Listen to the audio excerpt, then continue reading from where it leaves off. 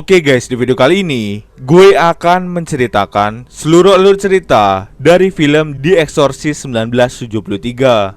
Film ini adalah salah satu film terseram dalam sejarah. Nah, kenapa begitu? Padahal kan kalau kita tonton filmnya biasa saja dan setannya pun tidak terlalu seram. Menurut gua, karena di zaman film ini tayang tepatnya di tahun 1973, film ini memberi pengaruh yang sangat besar terhadap penontonnya.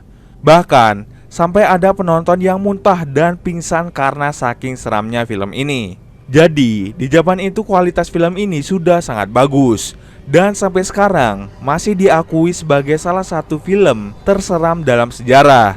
Ini film sangat rekomen untuk ditonton saat masa pandemi ini guys. Tapi, di film ini banyak adegan yang agak menjijikan seperti muntah. Dan pemeran utamanya juga menggunakan kata-kata kasar demi memperdalam perannya sebagai orang kerasukan. Film ini diangkat dari sebuah novel karangan William Peter Blatty dengan judul yang sama. Oke guys, tanpa banyak basa-basi, yuk kita masuk saja ke alur ceritanya guys. Cerita berawal di mana terdapat seorang pastor bernama Pastor Lancaster Marine sedang melakukan penggalian artefak kuno di daerah Nineveh. Lancaster Marine adalah seorang pastor berusia 70 tahunan, namun ia sudah pensiun dan memilih menjadi penulis buku. Dalam penggalian tersebut, ia berhasil menemukan patung kuno dari iblis Pazuzu. Iblis Pazuzu adalah salah satu iblis dalam mitologi Babilonia yang sangat menyeramkan.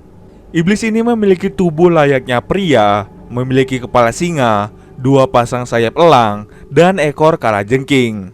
Dahulu, Pastor Marine pernah mengalahkan iblis Pazuzu yang merasuki seorang perempuan.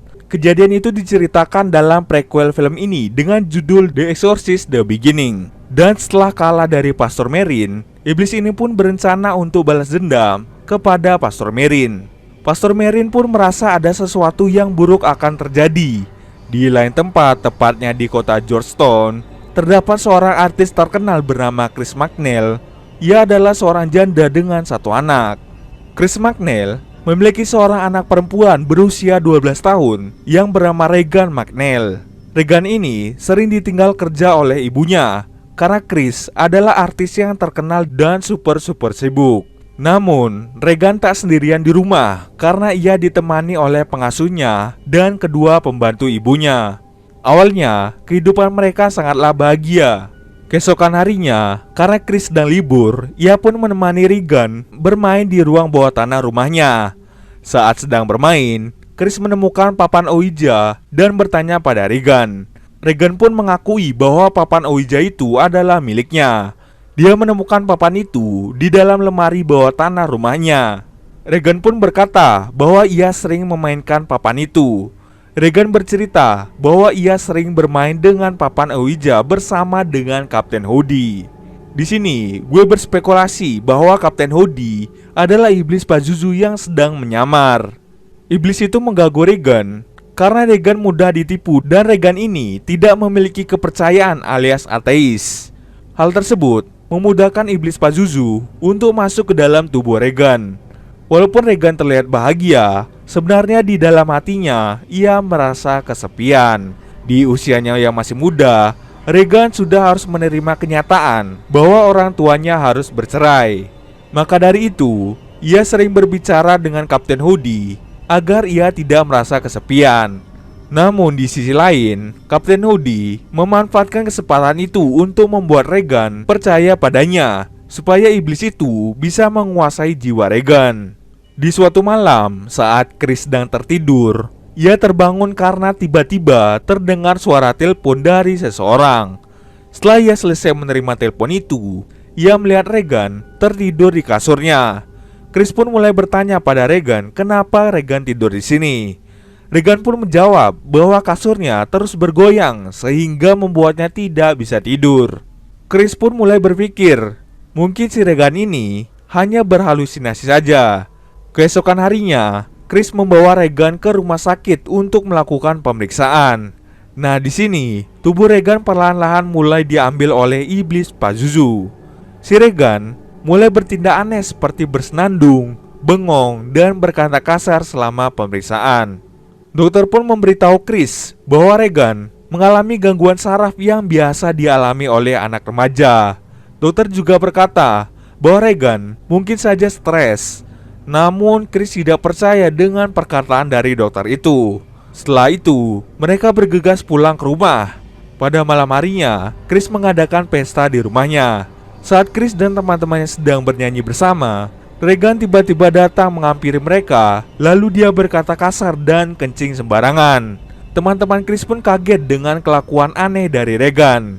Chris pun malu dan meminta maaf pada teman-temannya. Setelah itu, Chris segera memandikan Regan dan menidurkannya di kasur. Regan pun bertanya ada apa dengan dirinya. Kemudian, Chris menjawab bahwa Regan hanya mengalami gangguan saraf saja. Saat Chris keluar dari kamar Regan, Regan kemudian berteriak sangat kencang. Mendengar teriakan dari Regan, Chris pun segera pergi ke kamar Regan. Saat ia sampai di kamar Regan, ia melihat dengan mata kepala sendiri bahwa kasur Regan bergoyang dengan sangat keras. Keesokan harinya, Chris membawa Regan ke rumah sakit lagi. Saat diperiksa, Regan terus memberontak. Bahkan, ia sampai meludahi dokter dan berkata kasar. Dan hasil pemeriksaan pun menunjukkan gejala gangguan saraf pada otak Regan. Dokter kemudian melakukan sebuah prosedur untuk mengecek otak Regan. Regan sangat kesakitan saat prosedur tersebut berjalan. Setelah itu, dokter pun melihat hasil pemeriksaan dan tidak menemukan ada kelainan pada otak Regan. Setelah itu, akhirnya Regan diperbolehkan pulang untuk beristirahat. Namun, keadaan Regan semakin hari semakin parah. Chris mencoba untuk menghubungi Dr. Klein untuk datang ke rumahnya untuk mengecek kondisi Regan. Mendengar telepon darurat dari Chris membuat Dr. Klein bergegas untuk pergi ke rumah Chris. Dr. Klein sangat terkejut karena melihat Regan yang sedang mengalami kejang-kejang yang tidak biasa. Regan pun berteriak sangat kencang dan berkata-kata kasar. Kemudian Dr. Klein segera menyuntik Regan dengan obat penenang. Setelah itu, dokter menyarankan agar melakukan tes medis lagi karena keadaan Regan yang sangat mengkhawatirkan. Chris pun marah karena para dokter masih menyangka bahwa Regan mengalami kelainan saraf. Chris bercerita bahwa Regan telah mengalami perubahan kepribadian dan bukan seperti Regan yang biasanya. Karena keadaan sangat terpaksa, akhirnya Regan pun lagi-lagi melakukan tes medis lagi. Setelah dicek, hasilnya otak Regan masih bekerja dengan normal. Setelah itu, Chris pulang ke rumah. Setelah sampai di rumah, ia pun mengecek keadaan Regan dan melihat jendela kamarnya terbuka, sehingga membuat seluruh udara di kamar Regan menjadi dingin. Ia pun bingung kenapa Regan ditinggal sendiri oleh pengasuhnya, yaitu Sharon. Saat Sharon pulang, ia menjelaskan kalau dirinya pergi sebentar dan meminta Burke Dennings untuk menjaga Regan. Namun setelah kembali, mereka mengetahui bahwa Burke Dennings telah tewas karena jatuh dari tangga dekat rumah Chris. Mereka pun sangat bersedih mendengar kabar itu. Namun, tiba-tiba saja Regan keluar dari kamar dan berjalan kayang dengan mulut penuh darah. Keesokan harinya, Chris membawa seorang psikiater ke rumahnya untuk memeriksa Regan. Regan pun dihipnotis dan ditanya-tanya mengenai Kapten Hoodie. Regan pun mulai bertingkah agresif dan menyerang psikiater tersebut. Di tempat lain, seorang detektif bernama Detektif William Kinderman sedang menyelidiki kasus kematian Burke Dennings. Ia pun menemui seorang pastor sekaligus psikiater bernama Pastor Demin untuk membantunya menyelidiki kematian Burke Dennings. Ia merasa kematian Burke Dennings itu tidak wajar karena saat ia terjatuh dari tangga, kepalanya terpelintir 180 derajat dan hal itu sangatlah tidak wajar. Ia pun berspekulasi bahwa ada seseorang yang membunuh Burke Dennings sebelum ia jatuh dari tangga. Kembali lagi ke Regan. Regan akhirnya dikarantina dan diawasi oleh banyak dokter. Kondisi Regan saat itu sudah sangat-sangat mengkhawatirkan. Dia terus memberontak dan emosinya tidak stabil. Dr. Klein dan dokter lainnya pun putus asa untuk membantu Regan. Mereka berpikir Regan mungkin saja dirasuki oleh sesuatu. Dr. Klein kemudian menyarankan Chris untuk melakukan ritual exorcism atau pengusiran setan. Mengingat Regan dan Chris ini tidak memiliki kepercayaan sehingga mereka lebih mudah terkena bujuk rayuan setan. Di sisi lain, Detektif William memulai penyelidikannya. Ia memeriksa tangga tempat Burt Dennis terjatuh dan ia menemukan fakta baru di mana sebelum Burt Dennis jatuh dari tangga, ia berada di dalam kamar Regan. Detektif William kemudian pergi ke rumah Chris dan menanyakan hal tersebut padanya. Namun, Detektif William masih ragu-ragu dengan pendapatnya tersebut. Setelah Detektif William pergi, terdengar suara gaduh dari kamar Regan. Chris pun segera mengeceknya dan melihat barang-barang di kamar Regan berterbangan dengan sendirinya. Dan di sini adegannya agak menjijikan. Ya jadi, gua tidak menceritakan lebih detail. Intinya, tubuh si Regan ini sudah dikuasai oleh iblis Pazuzu dan iblis ini melukai tubuh Regan. Bahkan, Regan sampai bisa memutar kepalanya 180 derajat. Chris yang mengetahui perilaku Regan yang makin menjadi-jadi, kemudian memutuskan untuk bertemu dengan Pastor Demin dan meminta tolong agar Pastor Demin mau melakukan ritual pengusiran setan. Awalnya Pastor Demin menolaknya, namun setelah mendengar keluh kesah dari Chris, ia kemudian menerima tawaran ritual pengusiran itu. Namun sebelum itu, Pastor Demin harus mengumpulkan bukti-bukti agar gereja menyetujui pelaksanaan ritual eksorsisme tersebut. Malamnya, Pastor Demin pergi ke rumah Chris untuk melihat keadaan Regan. Wajah Regan penuh luka dan kaki tangannya diikat agar ia tidak melukai diri sendiri. Pastor Demin pun berbincang-bincang dengan iblis yang telah merasuki Regan. Regan pun kemudian berbicara mengenai ibu Pastor Demin yang baru-baru ini meninggal. Pastor Demin pun kaget karena ia belum pernah bertemu dengan Regan. Namun, Regan tahu bahwa Pastor Demin baru saja kehilangan ibunya.